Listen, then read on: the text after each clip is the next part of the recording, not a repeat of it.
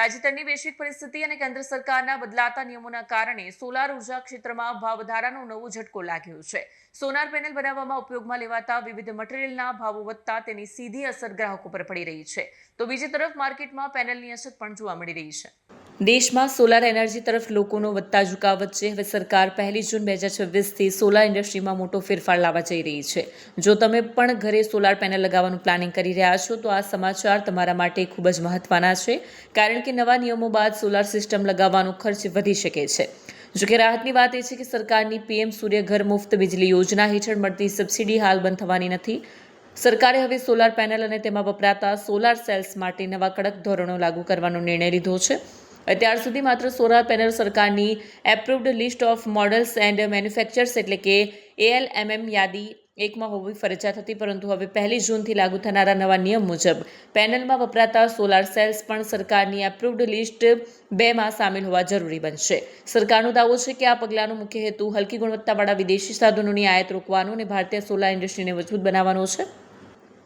Solar વ્યવસાયકાર Pravinbhai નકુમે જણાવ્યું કે આંતરરાષ્ટ્રીય માર્કેટ અપડેટ અનુસાર અગ્રણી સિલિકોન વેફર ઉત્પાદકોએ તેમના ભાવમાં સરેરાશ 12% વધારો કર્યો છે.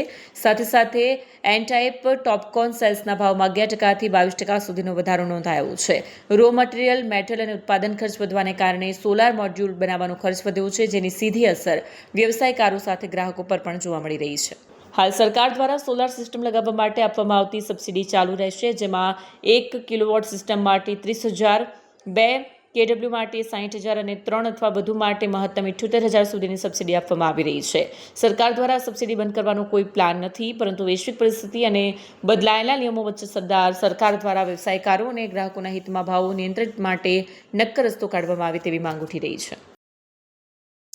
અત્યારે જે માર્કેટની અંદર સોલાર સિસ્ટમની એકદમ હાડમારી, મટીરિયલ ન મળવું, બીજા નંબરમાં કે ગવર્મેન્ટની એક પોલિસી આવી રહી છે કે નોન DCR પેનલ ન લગાડવી અને ઇન્ડિયામાં બનાવતી જ મટીરિયલ એટલે કે એ જ સેલ વાપરવા, DCR સેલ. હવે DCR સેલ અત્યારે કોઈ કંપની આપણને સપ્લાય કરી નથી રહી, એટલે કસ્ટમરને આપણે શું આપવું, કઈ રીતે આપવું એ જવાબો આપવા પણ મુશ્કેલ થઈ રહ્યા છે.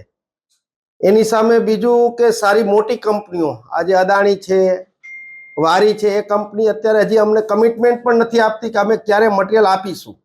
એટલે કે માર્કેટમાં બહુ ખોટો એક મેસેજ જઈ રહ્યા છે કે આ સોલારનું કામ આગળ ક્યાં ભાવે કરવું, કઈ રીતે કરવું, શું કરીશું, કેમ કરીશું, આ અનેક કારણો ઊભા થયા છે અને આજે સપ્લાયરો બધા જ અટવાઈ રહ્યા છે. એની સામે GI પાઇપમાં લગભગ 20-25% વધારો છે, DC કેબલની અંદર 20-25% વધારો છે, ઇન્વર્ટરમાં 20-25% વધારો છે, ACDB DCDBમાં વધારો છે, પેનલમાં વધારો આવી રહ્યો છે. હવે અમે લોકોએ આજે જે જૂના ભાવના કામ લીધા છે તેનું શું કરવું એ પણ એક મથામણ ચાલે છે.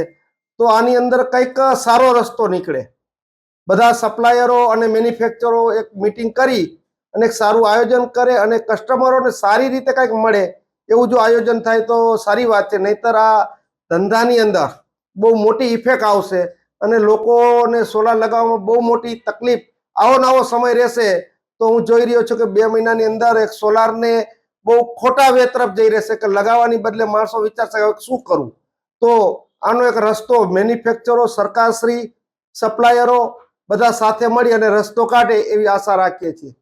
અત્યારે જે પેનલોનો ભાવ છે જે 3.7 વોલ્ટ હોય કે 5.5 વોલ્ટ હોય, એ શું ભાવે મળતી હતી અને આ ભાવ વધ્યા પછી કેટલો ભાવ વધ્યો? અત્યારે પેનલનો સમજી લો કે લગભગ 1 મહિના પહેલા 1 કિલોવોટના પેનલનો ભાવ 23 રૂપિયા હતો, એટલે કે 23,000 કહેવાય ખાલી પેનલનો ભાવ. એ આજે 26,000 રૂપિયા દેતાય વધતું નથી, એટલે 1 વોટે 3,000 રૂપિયા વધે છે 1 કિલો વોટે, અને છતાંય મળતી નથી. તકલીફ એ છે. કેટલા ટકા મોંઘવારી વધી જશે? 25 થી 30%. અત્યારે આપણે સોલર લગાવીએ તો સબસિડી આપતા લગભગ 96-97 હજાર થાય. હા, એ લગભગ 25 થી 30% વધારો આ મહિના પછી આવી જશે એવું લાગી રહ્યું છે આ અત્યારની માર્કેટમાં જોતા. તો એટલે બહુ કોસ્ટ વધી જશે. 25-30% વધારો એટલે સરકાર આપણને જે સબસિડી આપે છે એમાંથી ઘણું બધું એટલે કસ્ટમરને જે ફાયદો મળે છે ઓછો થઈ જશે. બ્યુરો રિપોર્ટ, સત્ય ટીવી ન્યૂઝ, અંકલેશ્વર.